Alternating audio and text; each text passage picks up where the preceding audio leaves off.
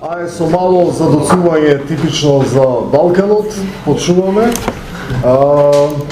Добар ден, добро утро од мене. Денес ќе почнеме со предавањето на нашиот драг гостин од Грција, Andreas Vasileiou. Може тишина да се слушаме? Andreas Vasileiou од Грција, кој ќе ни зборува, кој е член на Советот, доброволен член на Советот на Грчкиот сојуз за човекови права и поранешен офицер за комуникации и кампањен менеджер на Грчката Зелена партија. Неговото предавање ќе биде околу искуствата на грчките локални заедници, кај што имаше мнозинство во советите од страна на СИРИЗА во периодот од 2014 и 2019 година и кои се нивните искуства во таа битка. Она што сакам да прашам е, бидејќи ќе биде на англиски јазик, дали некој има проблем околу англискиот јазик, ако има потреба превод, ќе седнеме поназад и ќе преведуваме тековно. Но секогаш поубаво е да се слуша англиски јазик, особено со грчки акцент. A little joke, I will tell you. I got it. Исто така... So, my friend, if you don't want me to speak, I can do many. Thank you. I choose to speak about this period. First, I want to explain why we will speak about this period. We will speak about the left municipalities with left, green or red mayors elected in 2014. We chose 2014, it was a very good, then they stayed until 2019. This was a good period, and we had big expectations because a left government was in office, and we had a lot of left majority municipalities. It was in 2014 exactly we had the expectations for Syriza to, Syriza? Yes. To become the government and to fight against EU memorandum neoliberal policies. So we had some emblematic, let's say, victories in some municipalities. I choose to speak about 2.5 cases. I will explain why. The one case I will deal, it is Kozani, very near the border, which is has a serious problem with lignite, with lignite exploitation and extraction. And I will also speak about Corfu Island, which the problem there was the waste management. These are my two main case studies, but I will also refer to a more emblematic one, but a very simple one, which is the municipality of Aristotle, which is in Halkidiki, where there is the gold mining from Canadian company Eldorado.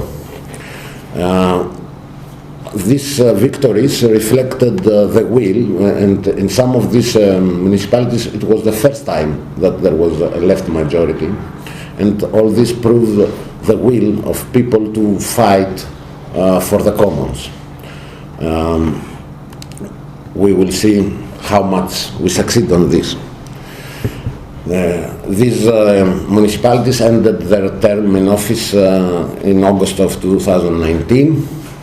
We will attempt a first assessment of their work on the environmental field, and we will summarize the narrative of small steps, I will tell you, despite against suffocating economical conditions, against outdated institutional framework, and with the absence of a common ground with an organized ecological grassroots movement.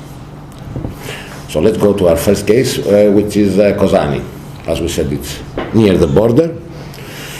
It was a surprise victory in 2014 for Lefteris Ioannidis, who was the choice of Syriza, and he was a member of the Green Party himself. And he's a friend of mine, so we were together in the Green Party. Though he was behind the results in the first round of the local elections with a margin of around 20%, he managed to win in the second round by forming a majority based exactly in the big environmental challenge of the local community, which is the transition to the so long awaited post-carbon or post-lignite era. The previous mayor was considered as very friendly to the Union of Public Power Corporation, called they in Greek, PPC, we will call it here, PPC. And the Union of the Employees was supporting the previous mayor, and as he was a vocal supporter for the use of lignite. So it was a very symbolic but also a very promising change to this young member of the local ecological movement. Before I tell you what was his plan and what was his actions of this red-green coalition in the municipality of Kozani, we need first a short presentation of the local social and financial conditions, and we will also examine in brief the energy policies of the Greek state. In brief, of course, I don't want to, but you will see that they are quite familiar. So Kozani is the center of an area with a long history on the power production, mainly because of the lignite. There are now 6 lignite plants in the greater area: Kozani, Ptolemaida, Amindeo, and Florina, Lerin. It's the same deposit that reaches until Bitola, where the REC plant is.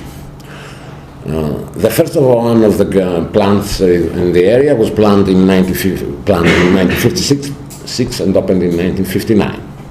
Nowadays, the 6 plants employ around 16,000 people in a prefecture called the Dυτική Macedonia, or west part of the Greek Macedonia. It's one of the poorest in the EU.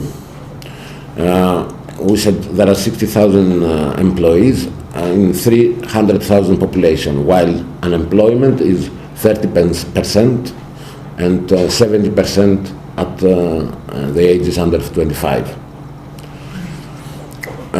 It is not difficult to assume that the power plants have given a lot of jobs, but at the same time they contributed vastly to the lack of development in any other section of the local economy. I can tell you, for example, that at least 10 villages had been evacuated during the last decades. The open mines and the landfill of ashes, it's like a lunar scenery with a black, depressing black color. They take over more than 16,000 hectares. Use hectares, like I said yesterday. There is an example of a village that was left without any land to cultivate, as it was taken by the PPC for mining, but the company will not cover any expenses for the necessary removal of the village, as it is claiming that they didn't use the land under their houses. So we didn't touch your houses. We left you without any other resources, but we didn't touch your houses, so we have no obligation to you. I wanted to present you some flashy color, fancy chart with the effects of the lignite in the public health. This is difficult. There is not even one epidemiologic research in the area to measure these effects. At the same time, everyone knows that the air, can feel that the air is dirty and the water is contaminated with chromium, and everyone there has at least one relative lost by some type of cancer. On the contrary, there is plenty of numbers regarding the importance of lignite on the Greek power system and the importance of Kozani-Florina axis plants. All around the country there are 14 plants, 6 of them, as I told you, are in the Kozani axis, and now they produce around 4,500 megawatt. Although its low calorific value, lignite remains the main source for the Greek energy system, with around 30% covering around 30% of the country's needs.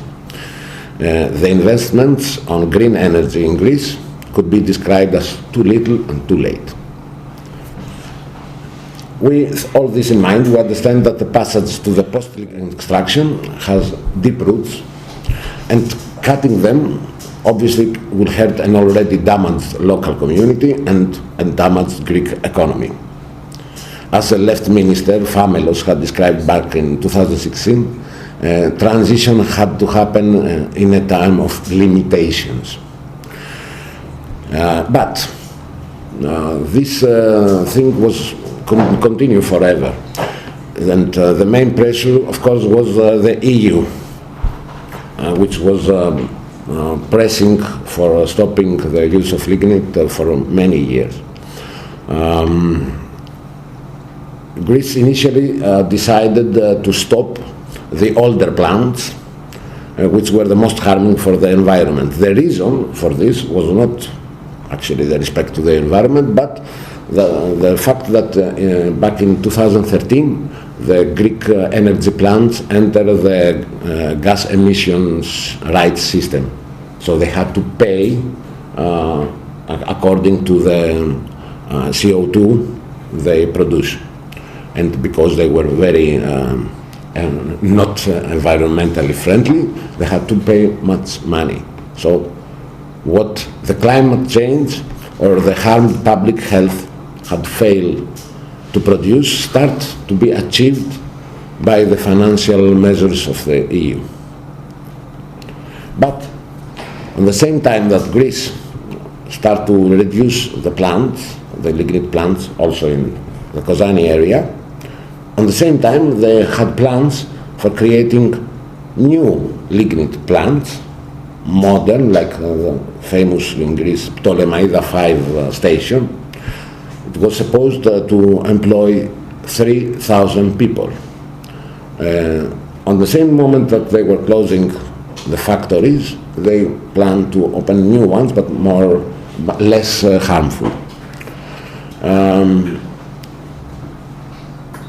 So even if the plan had survived, we will say later, it wouldn't cover more than 30% of the jobs. The lack of funding from EU, eventually, has led the new government to announce just a few days ago that the plan for Ptolemaida 5 will not go on. Post-lignite era now looks a step closer. And this brings us back to our subject, to the role of the municipality and of Ioannidis, the local mayor. During his 5 years in office, he emphasized on building a plan for the social and environmental recovery of his area. According to my opinion, he did what exactly he had to do, or I could better say what he could do.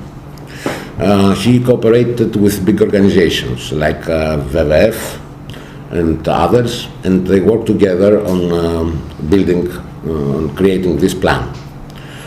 He took care of his international allies, and the city of Kozani entered the coalition of European cities that they are in the same transition, the coal platform. Of course, he pressed PPC, the power company, the government and the EU for funding his plan. And he proposed that it should be funded with a percentage by the gas emission system. At the same time, he had to defend and to defy criticism for not fighting over the existing power plants and the jobs of his residents, his citizens. A lot of the people, employees mainly, didn't look convinced about the new era and are afraid, susceptible of change.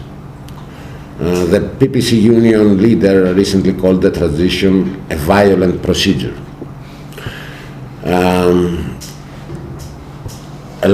His plan is based mainly in keeping Kozani an energy center, but without the lignite. He wants to use a lot of these landfills to be now with solar panels and to produce solar energy, green energy.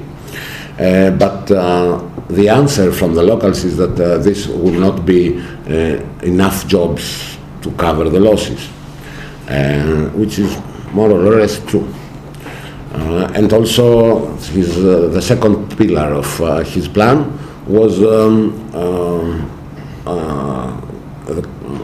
agriculture. But this is also difficult for people that have been used to a standard salary and all the benefits they have by working in PPC. They know that all this will be lost if they become farmers. They will have the uncertainty of a farmer, which is something they will have left behind some decades or some generations before. With all this, you can understand that in 2019, Ioannidis and the Green-Red coalition lost the elections. The plan now it will be reformed by the new mayor, who is the former one, the old one. So people went back to fight for their stability provided by these damaging factories. The majority spoken. This was our first example. I will give you the other case studies, and then I will return to some general conclusions, which I think we can all discuss. But if you want to ask me something now about this case, yes. Burning coal in large quantities increases the presence of uranium. Were there any measures in the area for radioactive substances? Yes, there are. Actually, I must tell you that I have seen the maps with radioactivity in Greece. I have seen that this, how we call it, Paeonia, we call the area. Pelagonia. On the south of Pelagonia, you will see strong presence, but not in the area of Kozani. I don't know why, I don't know how, maybe the air brings it, move it, maybe like this. It's mainly on the south, some radioactivity you only see in the south, like near Vodena. Any other? Voden. Absolutely not. We absolutely know the city. Of course you do. Of course you do. And the joke, yeah, I know you know, and of course I didn't use a Greek name. Teresa. I'm very familiar with this. I was the campaign manager of the Macedonsky candidate over there who wanted to become a mayor. We lost the election for 400 votes. I've been accused as a traitor for this, of course. Not for the loss, just for working for it. And so I have plenty of nice stories to tell you afterwards about Voden. Now, the second case we will study is, we will speak about, it's the island of Corfu, with a strong left tradition in the past, but it has been decades since the last left mayor. We had a left mayor again in 2014. Christos Nikolouzos was supported by Syriza, an ex-bank manager, also a family friend. I studied there. but believe me, I declare that I have some knowledge of the people, but this really doesn't affect my attitude.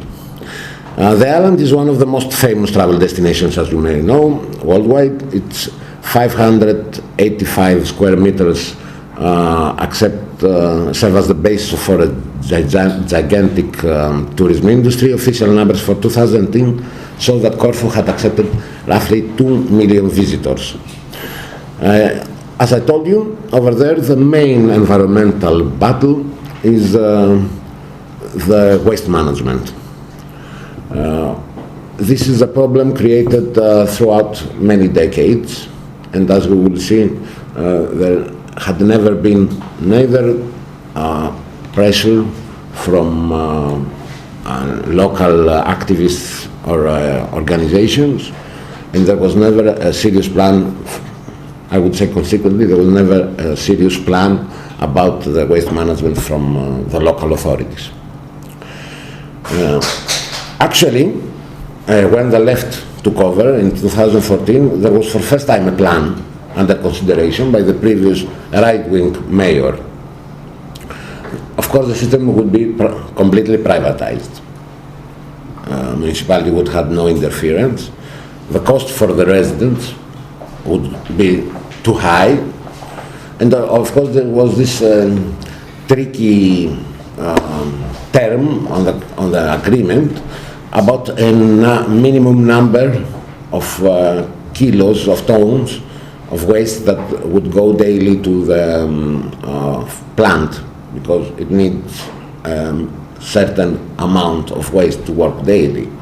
And we have an experience that when something like this is implied, every program for recycling goes wasted, because they need to even use recycling stuff in order to have the necessary amount. This is how recycling programs can be destroyed by such an agreement. So he did the right thing and stopped this plan. Now, as I must tell you generally that as here, recycling is still a challenge in most of Greek cities. Most communities and local authorities have both given little interest or investment. Almost the green and the blue box. The green is for all the garbage, and the green and the blue is for all recycled material, different material, glass, paper, everything go inside this. Only one box for plastic, glass and paper? And for everything. For everything that can be recycled, you put in a box, in the blue box. And we say we have a recycling. Now, in order for such a thing to work, you need a facility that, and you create jobs and separate them. In Corfu they don't have this as well. And I tell you, this is the fact in most cities. Now, just now, we start to see in some cities, by using the underground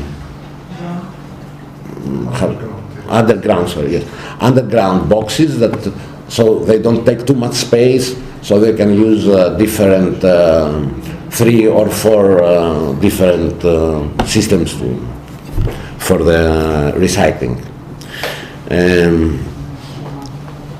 So they didn't have a system, any idea of even applying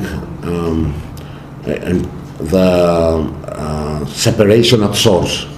This is the practice that you separate all the recycling from your house, depending the material, like glass and everything, and this had never appeared in any plan. And this is the main reasons that if they would do this, this would reduce significantly the amount of disposals. they didn't. So this had this long-term effect on the environment of the island. So when Nikolouzos took over, when the left took over the municipality, they had to deal with both long-term along with short-term solutions. What happened actually is that the left majority on Corfu was trapped at managing the urgent part, the short-term thing.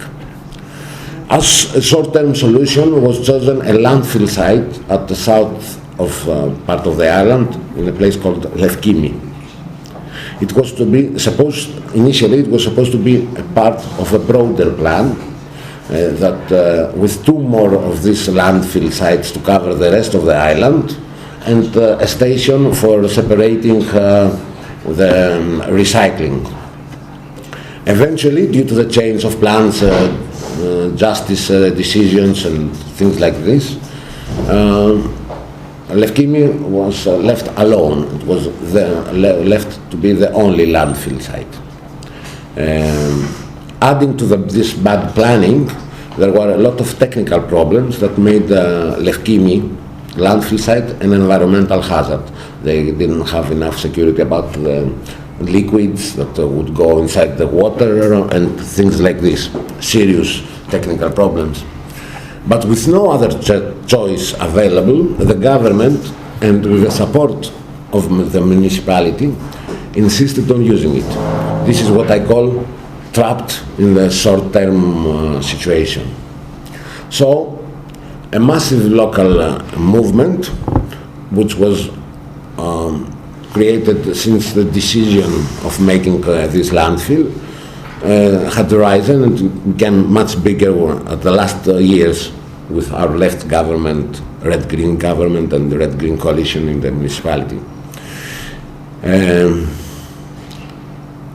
Everybody, it had a big support from all the political spectrum, and citizens from all political spectrum. The Communist Party was there, even the Golden Dawn, the Nazi party, was participating in this movement. There have been violent battles, loss of lives. I have to tell you that around 600 policemen stationed in the area until this summer that the Lefkimi plant started to operate. And you can imagine what political cost this had to the left local authority. Now, I want to take some highlights from the local movement. In the announcements of the local committee, we read proposals such as the transfer of the waste out of the island, take it from our island, while one of the slogans of them calls for the garbage to the Liston Square. Liston Square is the super popular and very expensive sightseeing of the island, in the city, the big city of the island, the capital. The repetitive argument of the locals that the choice of Lefkimi was a choice of downgrading the quality of life of the poor people while protecting the life of the quality of life of the rich ones. One can assume that this was one of the reasons that Nikolouzos eventually was left without allies on the local community. And as we said, he paid the price in 2019 elections. Eventually, at the end of August 2019, about 20 days ago, and a few days just before he handed over the power to the new mayor, his plan for the waste management was approved. It contains all the necessary stations, but still no source separation at source, only in some very touristic centers. We don't know if this will be followed by the new mayor, and I hope it will be. But the real glimmer of hope for me comes from initiatives that were born the last 2-3 years, since 2017, and volunteers created green corners in private ownerships that have been offered. And this way, more and more residents of Corfu start to apply the waste separation at the source, and they start to have the right example, at least to know what they have to demand for. This was my second case. Any questions? Good. I continue. Now, the third, which is a half case, it's half because it's a very simple story. It's, as I told you, the municipality of Aristotle in Chalkidiki. I suppose you visit Chalkidiki.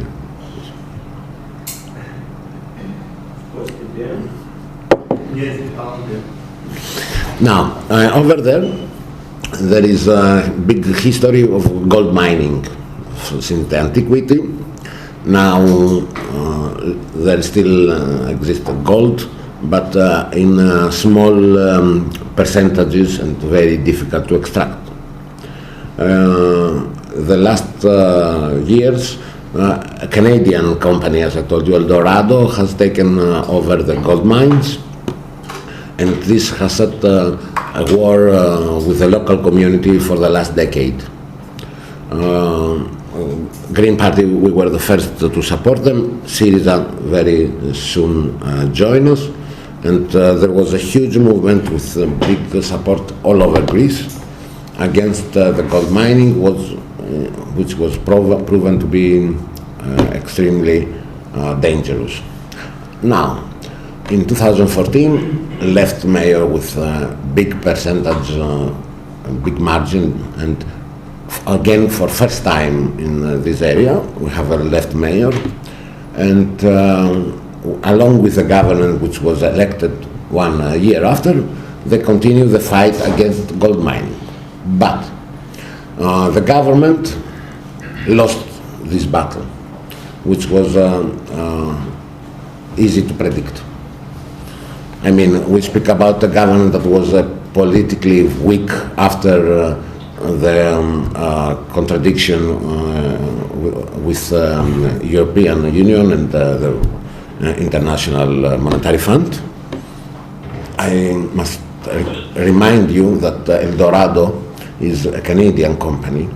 Canada plays a strong role in IMF. So every plan about rescuing the Greek economy was underneath connected with the protection of the investments of foreign countries. So this was one way to tie the situation. The other way was the decisions made by the previous government, and the other was, of course, the trade, world trade deals, agreements, which forced the Greek government, the left government, not to stop them, but just to try to follow the law and make their life a little bit difficult. But of course, this was not enough to stop the gold mining.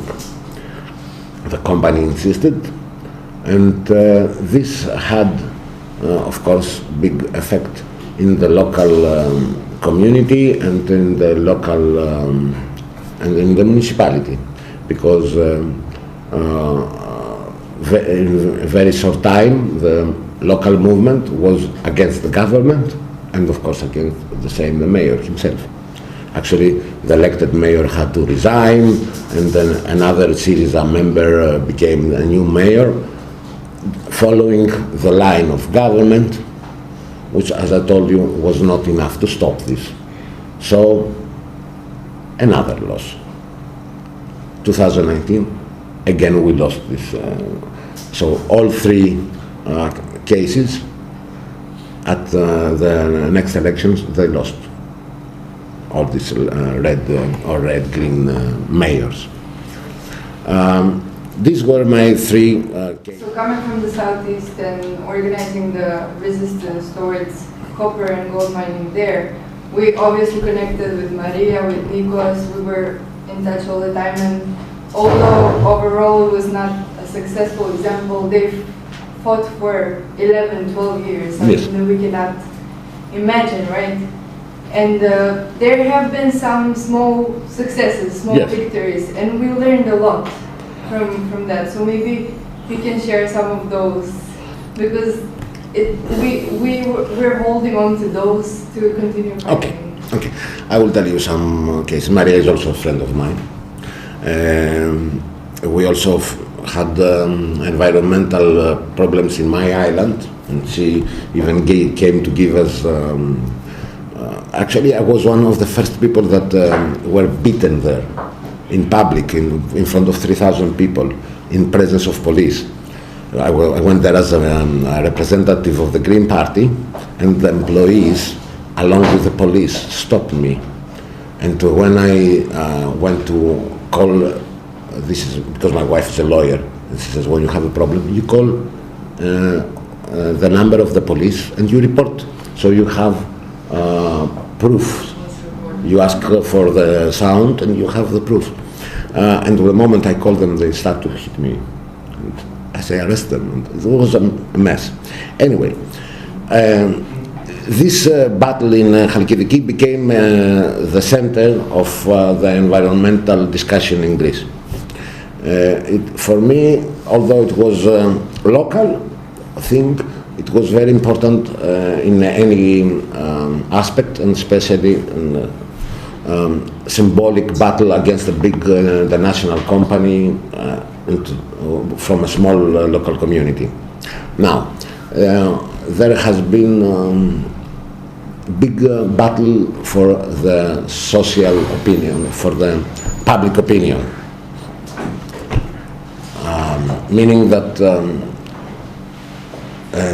the system, the company, media, and the old right-wing government did everything you can imagine to stop them and to defame the movement.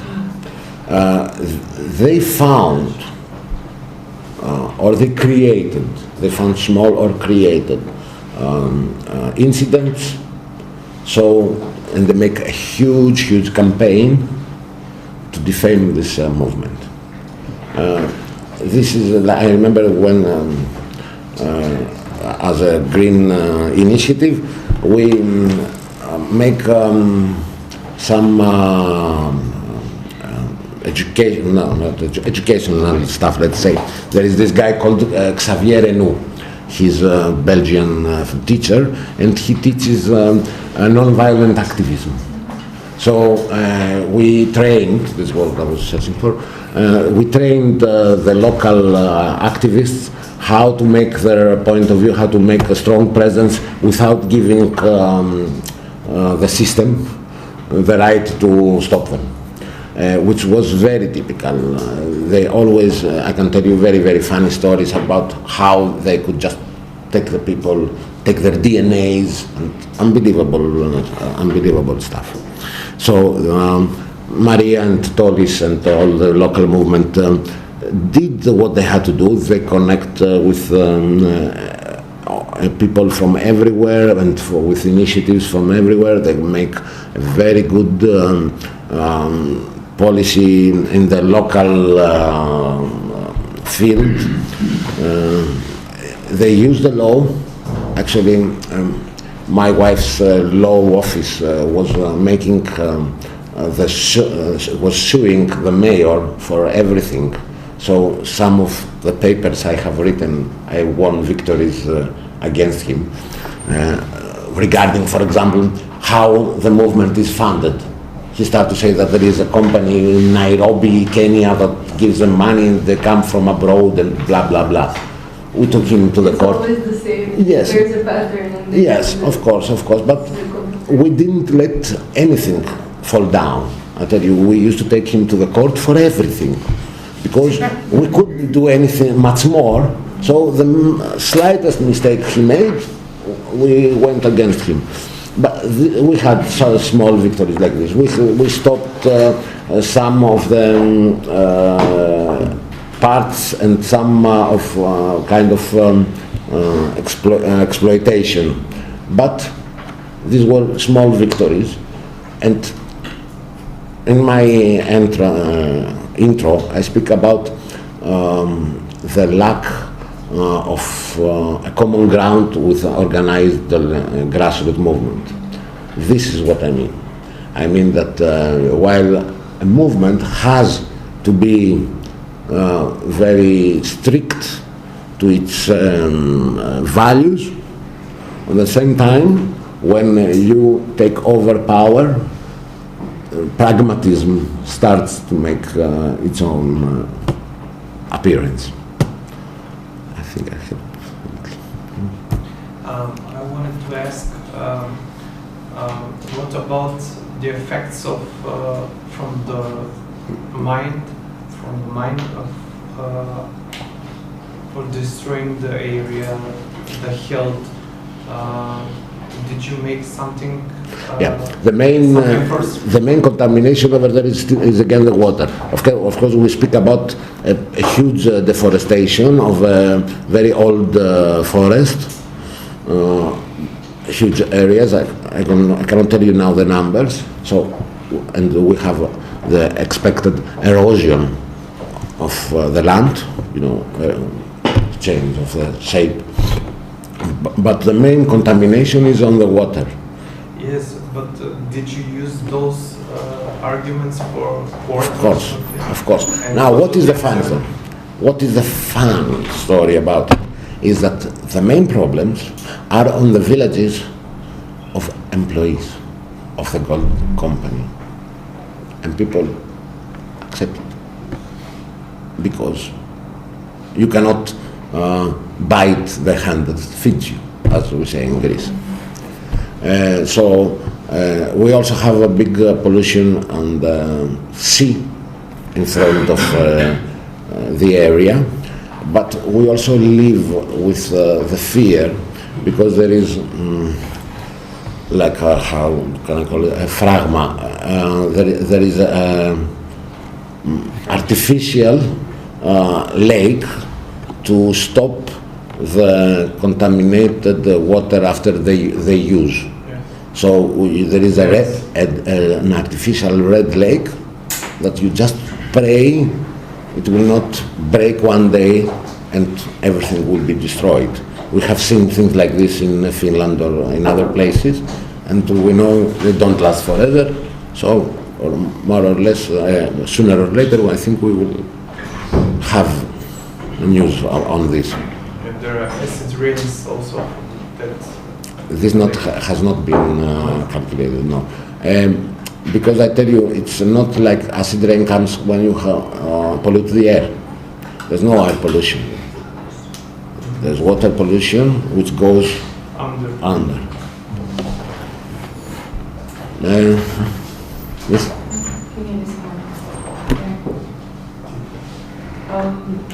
Are you going to speak a little bit more about the way that you created your campaigns, who you directed them to? I was not making campaigns in this. I participated as you. I meant the movement in general. About you were part of the movement. Yes. So, will you speak a little bit more about how the movement actually created their campaigns and in Chalkidiki? Who they spoke to? In Chalkidiki especially? Yes. In the regarding the gold mine. The mines, but if you want to speak about the other issues also, because what I'm interested in is if you directed whatever you prepared as an activity to the people, to the employees in the factories, because as you said, they don't want to bite the hand that feeds them. Yes. Yeah. But I have heard, and I know activists from Rosa Luxemburg, for example, yes, who said that they worked really hard with the people who are supposed to benefit, from the work of those companies. Mm-hmm. And they even built their houses. They pulled funds to build houses and to restore their houses, and to show them other sustainable means of living, and to kind of contradict this with their future, which would be bleak if they would continue and support the mines and work in them. Yeah. this was not easy thing to do. This was Not easy thing to do. Company has a very good policy of high salaries, so convincing the employees was out of the question. We had no employee at all supporting or even prone to speak about. They were angry and violent. The company used to take them with buses and direct them to go to make protests to Athens in favor of the investment. Isn't it legal in your country? It's legal. It's legal. Yes, because they can give a funding to the union. And then they will just say, I want to see every one of you in tomorrow protests. Otherwise, don't come on work Monday. This is how it works. It is not public, so it works. Now, the only small hole we found, and this is not only in the case of Chalkidiki, this is everywhere, are the women.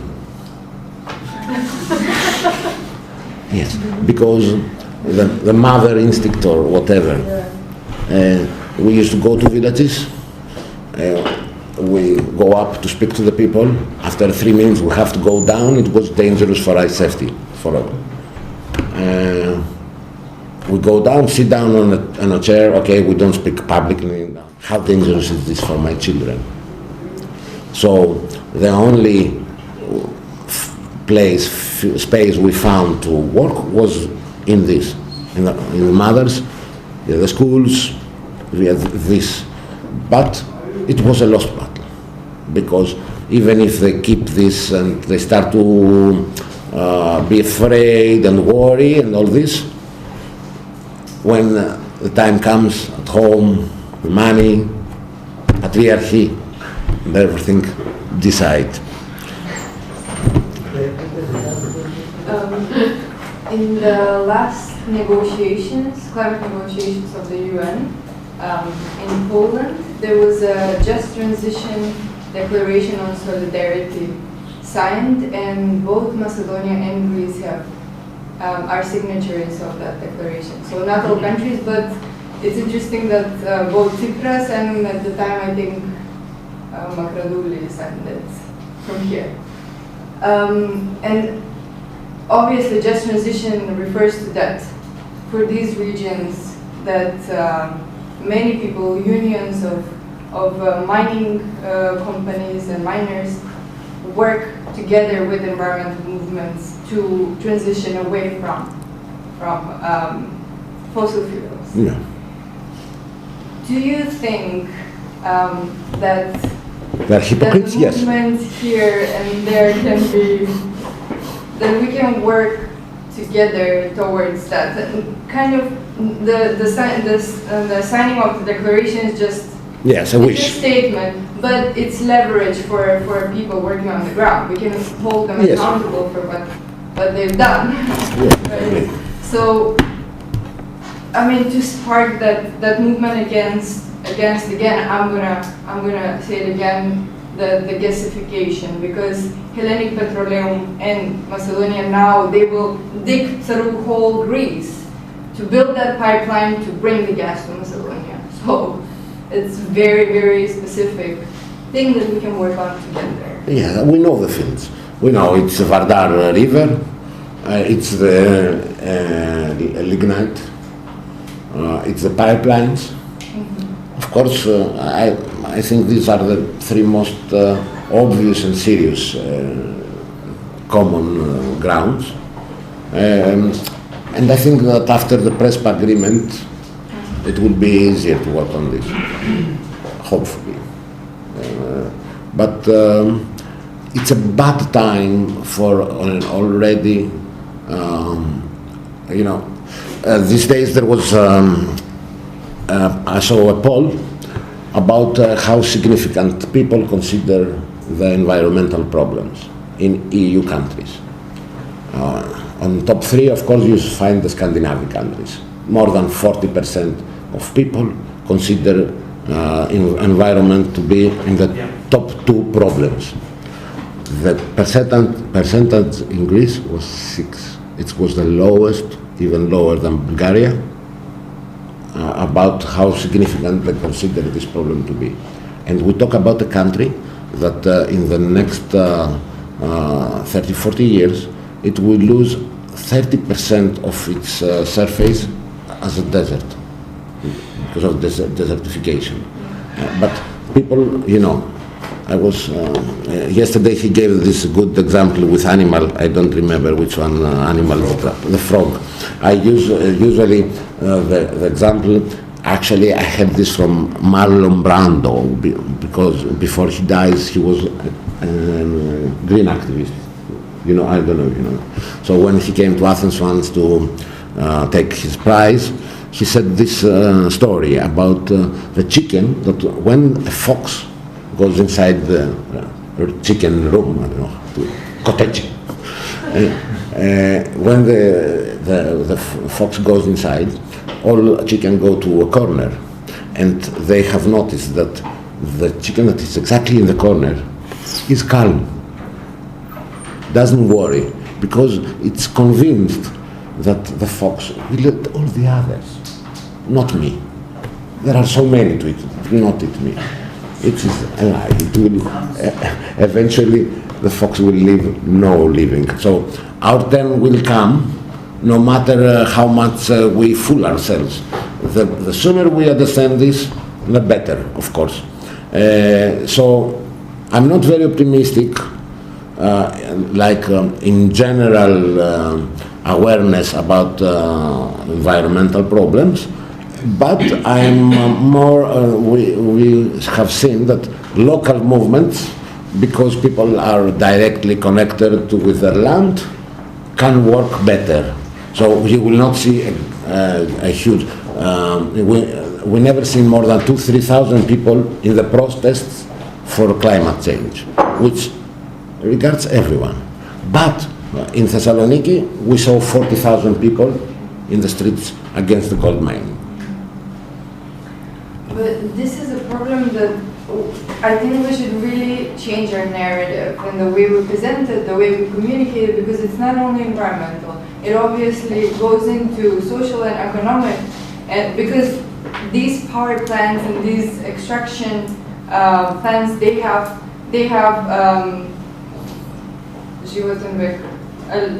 Expired date. And the expired date, right? So this is within the next 10 or 15 years. So these people will have jobs maybe in the next decade, but maybe again. You're right. And so instead of talking about how scary it is, because it is freaking scary what's happening with the climate and the ecological crisis, or breakdown rather. Instead of doing that, maybe we can talk about the alternatives that we can build together. Yes. So because you can have dignified life if you know that you won't be able to feed your alternatives you need. The moment you convince people, people are not yet convinced. First, we have to scare people. Yes, we have to scare people first. We have to be, you know, I'm working communication. We have to be brutal. When I was in the Green Party in 2010, 2011, the Greek central bank made a research and said that in the next 15, 20 years, until 2035, they were calculating, Greece will need 700 billion euro because of climate change. This will be the cost of climate change. It's actually twice the debt of our country that put us in all this trouble. It's double. When we used to say this to the people back in 2011, 12, even we, the Greens, were saying that I love these numbers, it sounds so catchy, but come on, it's too much. It can't be so much. Now, the last 2-3 years that we live the real consequences of climate change, we understand that this was a very realistic number. Climate change will have to change our houses, our plantation and cultivation. A lot of jobs will be lost, new ones maybe will come, new infrastructure, even roads and everything will have to change. Even I was telling yesterday about the bank machines. Now in summer they don't work because when you have 50 degrees, 50 Celsius, and the machine is burning inside, so you go to take money, you don't take money. You may only take a hot tea or something, but no money. So now we start to realize what the real consequences are. And so now people will start to be scared. Next step is to connect, because he spoke yesterday about alienation before you asked me something. He spoke about alienation. People are now connected and have no sense of the consequences of their choices because they are so alienated by the nature in any way. You know, I give this. Liberal capitalism, really. Yeah, it's not only capitalism. It's even city life, simple city life. I don't know if with another system. You know, I have these two examples. One is from a French school. They go to outside the city, and the children start to shout from the bus because they see a pig, and they call the pig. How do you call the place you put the money, the coins? Piggy bank. Yeah. Which usually is a pig size thing. So they say, oh, a big money, a big saving box. They didn't know this is a pig. This is a big saving box. Or they asked the children to draw a chicken, and the children make this, you know, the leg of the chicken. This is what they know as a chicken, the leg. So we are completely disconnected from nature, and of course, in this situation, you will not have any real idea of the consequences of your choices. But this, for me, has to change. People must start to be scared, educated, but first scared. I wanted to comment on the strategy to be scared, at least, and not to be avoided as a strategy.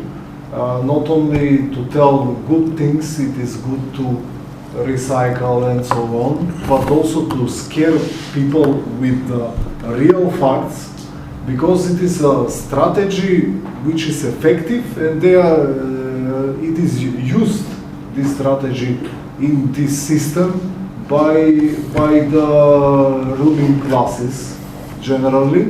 They use populism against us. When there is a financial crisis, they say that we must spend austerity measures, steganje na remenu, and there is no money, and because there is no money, we must cut on social and environmental issues.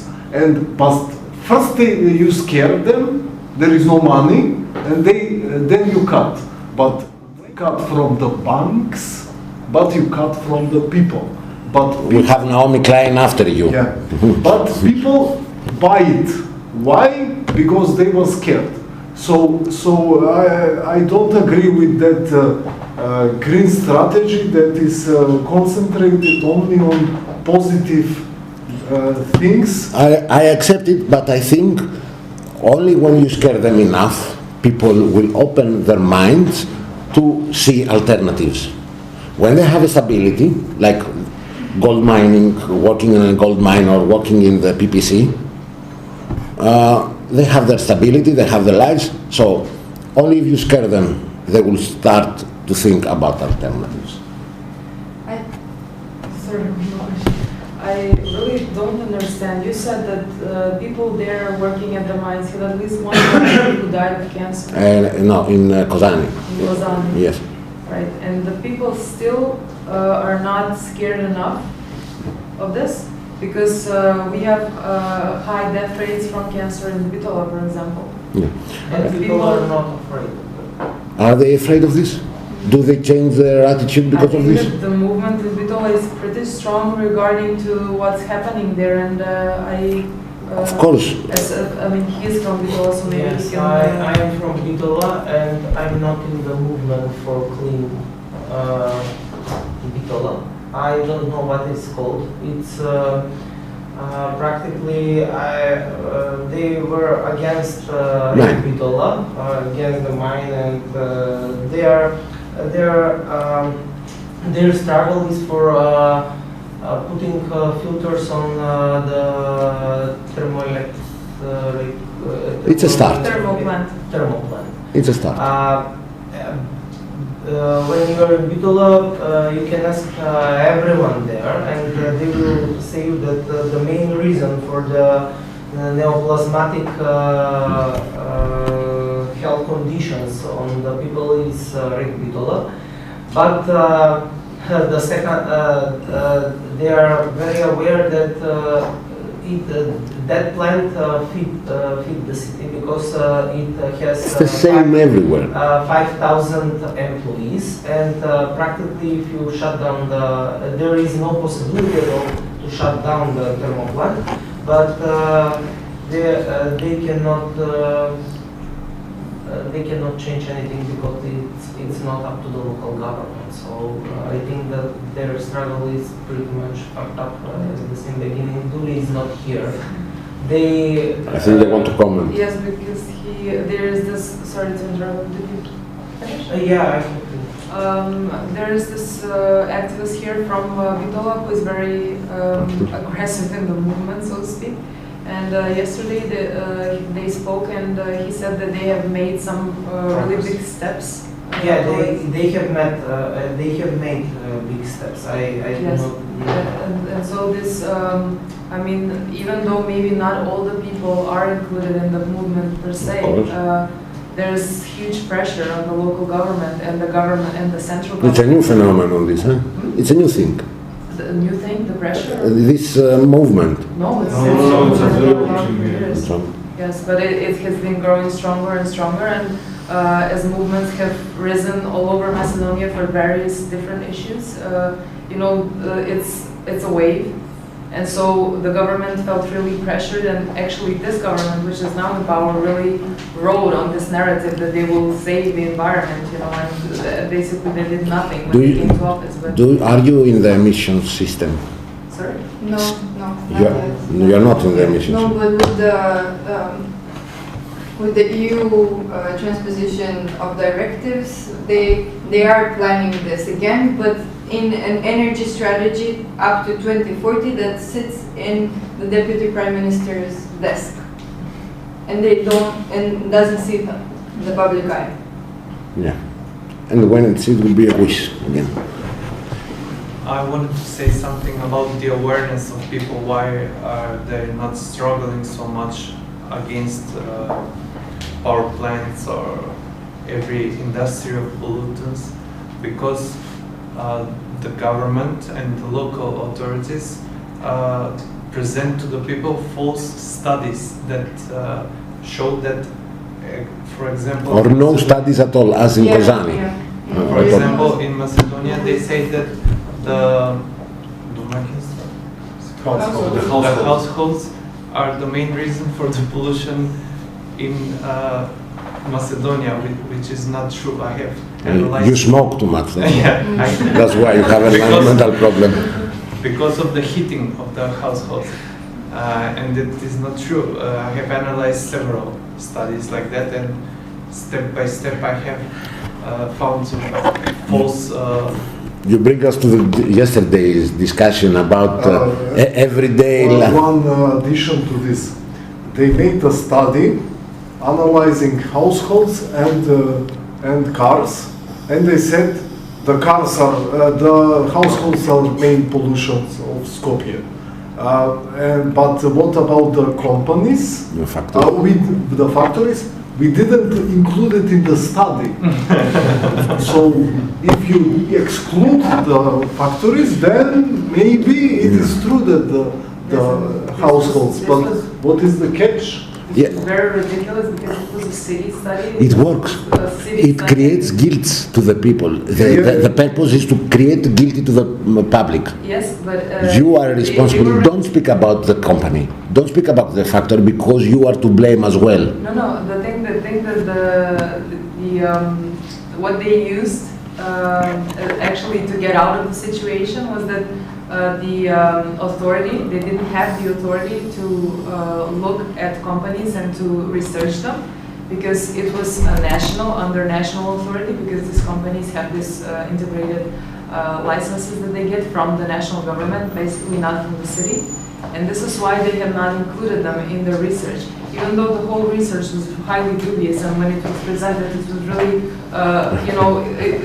it was so transparent, it was easy for a layperson to just, say something and oppose the scientists, so-called, and they would have nothing to say back. And it was very funny. But it's still kind of, people didn't really accept it. I don't think that a lot of people accepted it because it was clear that it was a misinterpretation of facts and it was a selective presentation of facts. Yes, it's a selective. I wouldn't use a misinterpretation because I tell you, I think. No, it was misrepresented. Yes, misrepresented. It was only on 2 measuring Okay, now I stations and one was in the but I insist in this. It's a game. Now, what is Trumpism? What is new politics? New political language. It's a new style of populism. And populism always address to the heart, not to the mind of the people. This is what they always do. They try to address your heart. This is what you must do. And that's why I say fear. Yeah, I mean, look, Trump won the elections with fear. It's a huge tool of political communication. And for God's sake, we have the basis to do it. We don't lie when we speak about the dangers.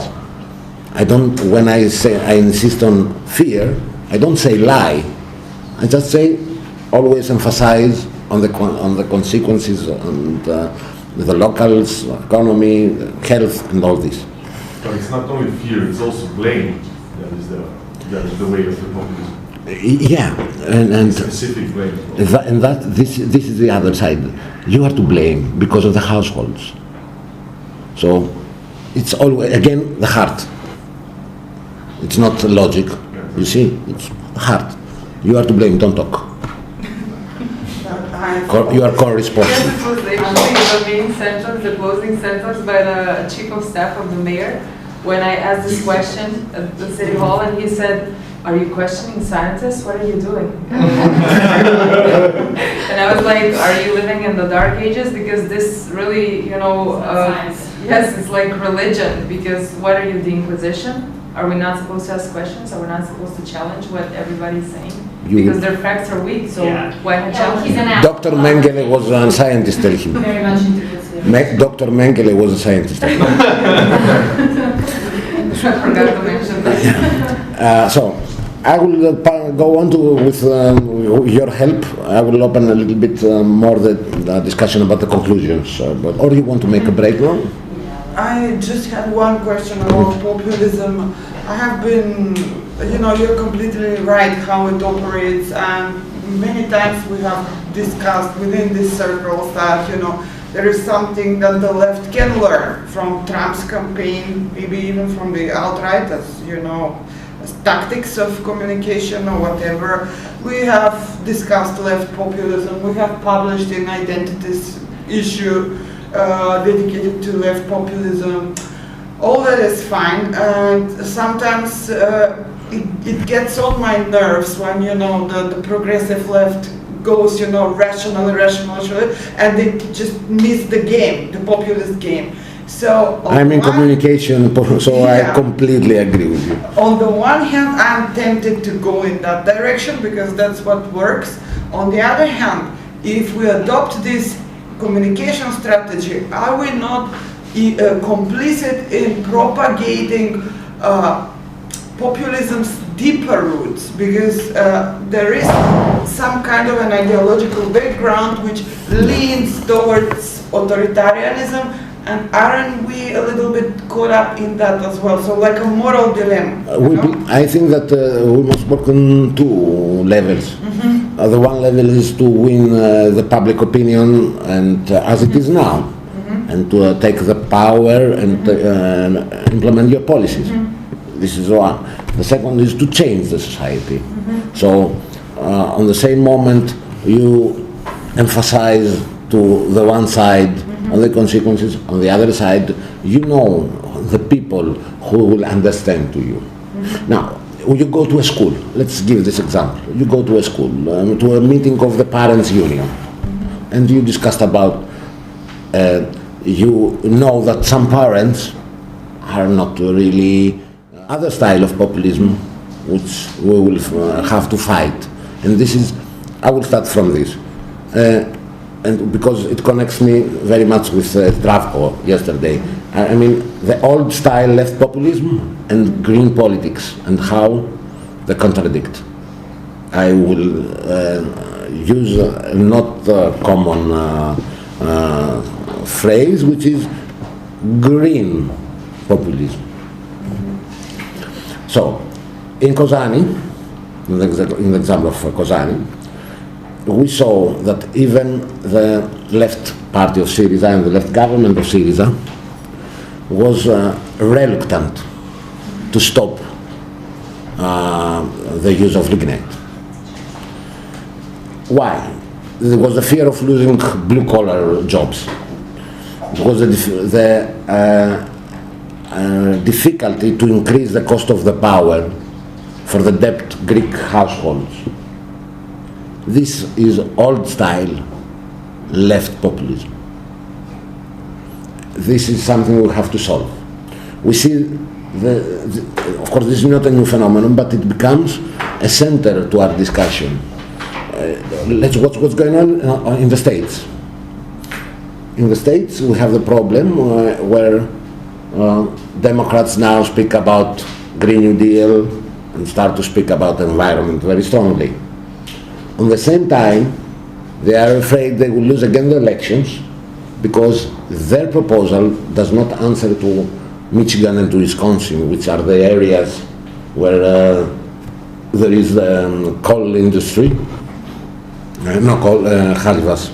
Anyway, the dirty industry, and so people are afraid that this green thing of the Democrats will make them lose their jobs. So we have to find a solution with these two different direction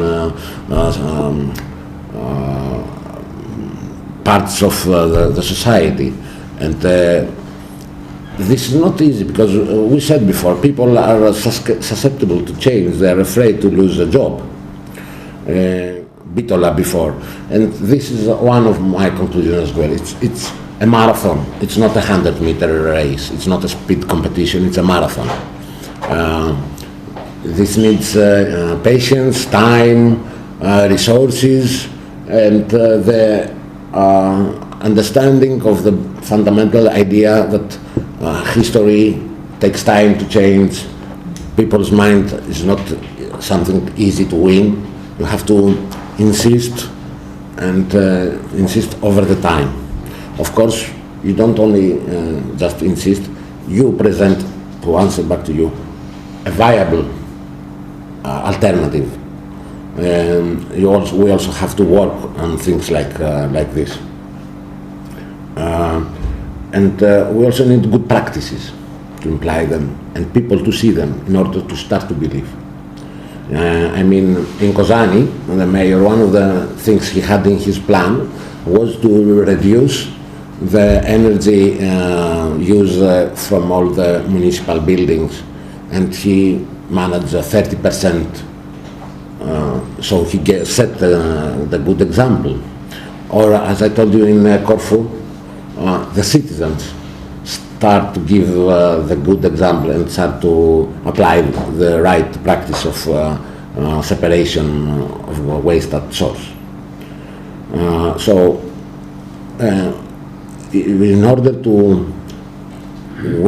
to overcome this problem of fear of change, you saw the change. We say this thing, another world is possible.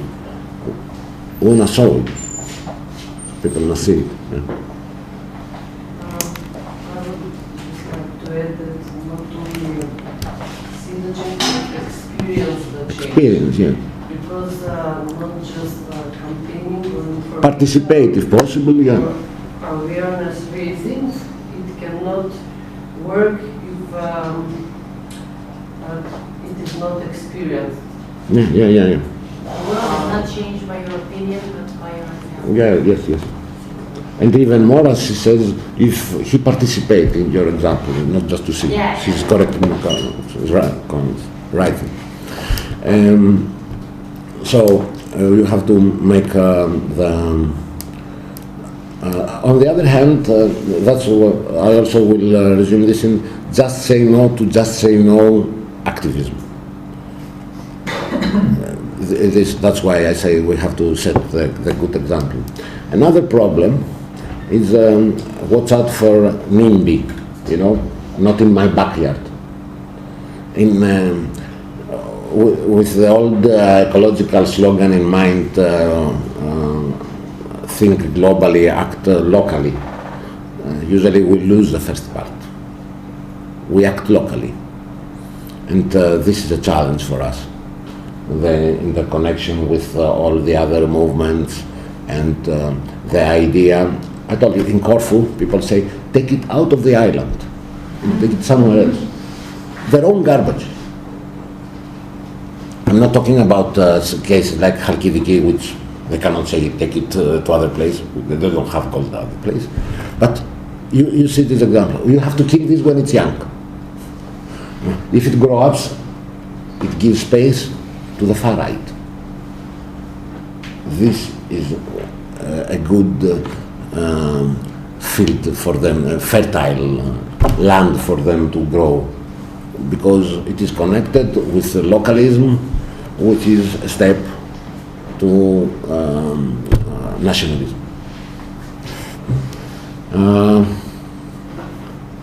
The alliances we said before, we have to work very hard. Even if we had the government on our side, the government was weak, exhausted, I would say, after the 2015 negotiations, with a small majority in on the parliament, and with the support of a right-wing party, which left too small limits to change something. But the main problem was not on the government. We have a big problem with the justice system.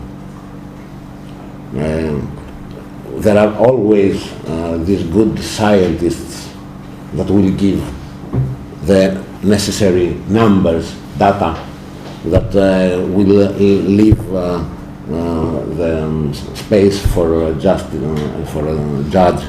to go against the truth. So in Greece we have, and I suppose here, as every corrupted state, we have a huge problem with the justice system. And this also we find in front of us all the time, and this also needs too much time to change, too much political effort as well. So I think, yeah, I'm sure that's all that I had to tell you.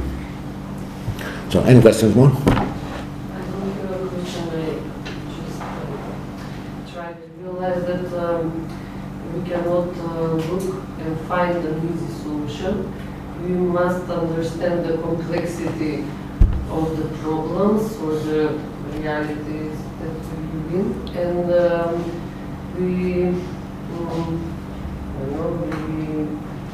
I hope engage in however we can in big part of the solutions instead of problems. I don't know. Because I don't think that there is one strategy that can help us deal with the challenges we are faced with. The challenges are And huge. for me personally, it's very frustrating to just keep facing all the challenges or problems or crises or catastrophes every and each day. So what I try to do is You speak from the heart now, I appreciate. Yes, what I try to do is to do my best in what I have right now. I need to be part of this school, for example, or when I'm working with students or clients, not to forget about these issues. Because I'm a Gestaltist and we have this morning the conversation about figure and ground organization. If we stick to just one topic, it becomes a very strong figure, but we forget the background. And the background or the ground is the one that organizes the figure. We cannot recognize the figure if we don't have the background. And we constantly must go from understanding and going into the background and then come up with a clear figure that we engage with. Right? Of course, if you go and say, It is very complex and we should not go for easy solutions from just go through politics of fear and this strategy will work for us. no, it's a first step, it will work and solve all the problems. Huh? Of course. It's just what will open the ears. Yeah, of course. Okay. May I also say something because it connects to what Anna just said. Previously, I was also wondering about these issues. So, how to create discourse that mobilizes people and creates this not class consciousness, but in a way it is a class consciousness. At least an awareness. These things are connected, as Zdravko presented yesterday, capitalism and the destruction of nature. So, of course, you have to use some language. This is my point. If you go into too many technicalities, like I didn't understand the point about the gas yesterday, and you didn't understand. So we have to be convinced with math. Then I had to look in Google and see which gas. You can do it. It's okay, you do it. But it's And a she can do endless it. process. So perhaps a new language needs to be invented, which is more political than scientific, I would say, that would go along the discourse that Zdravko, for example, presented yesterday. And sentences like, if you are destroying the nature, you're cutting the branch on which you're sitting, stuff like that. Even a very simple-minded person can understand that if they destroy the nature, they will have no resources. So something like that, not too technical, not to be too technical about these issues. In Greece, we have the proverb: if you pee in the sea, you will find it in your salt. Like that. It's all traditional and very useful. I agree completely. This is what I said to her, speaking that she speaks from the heart. We all realize the complexity and the difficulty and how against us is the field. We live in turbo capitalism. In the time of deregulation, in the time of people's despair, all this makes, and with in the time of globalization, where the world capital is united, while the people's power is left in 1-2 million parliament or 10 million parliament. Everything in the field is against us. That's why the examples I gave you were more or less unsuccessful. And I told you, we had everything against us. The media, the justice system, even sometimes the society itself. So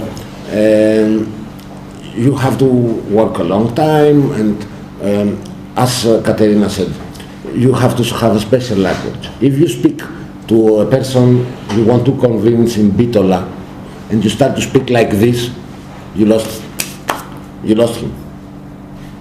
When you bring him up in front of all this challenge and complexity, they will refuse. They say, no, I go back to my daily life, and inshallah, we will survive.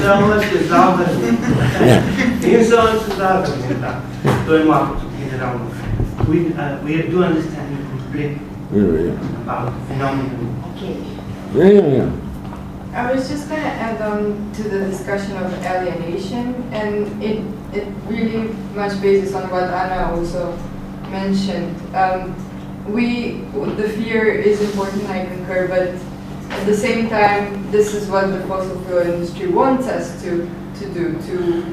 If we're scared, for many people, the language we use throws them into individual actions, and they're a great starting point, like not using plastic straws anymore and going with totes everywhere. Good. But it's a good start, but we need to continue talking about how we need to collectively solve or be talking about the alternatives and working on them, which goes back to what Zdravko was talking about yesterday. So yeah, I just wanted to give that they thrive on fear politics. Yeah, they thrive. So what do? We let them play alone? Exactly. That's why, even Shell and BP and all of them, they're like, oh, now we have a few solar power plants. You created the problem. They can scare you. They think they're part of the solution. Now listen, Trump in America plays against the Green New Deal, and he says we will not have cars, we will not have cows, we will not even have people, he said 2 days ago. What is this? Fear. He uses fear. And we can go and tell him, and our children will be all with cancer. Okay, what is the problem? You will lose your cows and I will lose my children. What the society, who wins? But we are afraid because we want to be reasonable, because we want to work onto a responsible society that will not need populism. Bullshit. Sorry. We lose. This is how we lose. And work on different communication techniques wherever it works differently, as Anna said. There is no one golden rule for anywhere. Of course. Now, about the daily life practices you mentioned at the beginning, and it was the discussion we had with Zdravko. I will tell you an example back from the 80s, before the fall of the wall, when the Communist Party was strong still in Greece. I had this friend. He left his city, take a taxi, and go to another village. He had to pay, let's say, 1,000 dinar with the taxi to go there, in order to sell coupons of the Communist Party of 100 value. Sounds crazy, doesn't it? Why? You give 1,000 to go and take 100 and put it on the party account. He says, he buys the coupons and I buy devotion. Meaning that when you participate, when you pay for the party, you feel the party is mine. When you start to imply in your everyday life practices like this, you start to feel that this is part of you. You start to have a connection, a devotion to this cause. Of course, it is not enough, but it's the basis for the next step.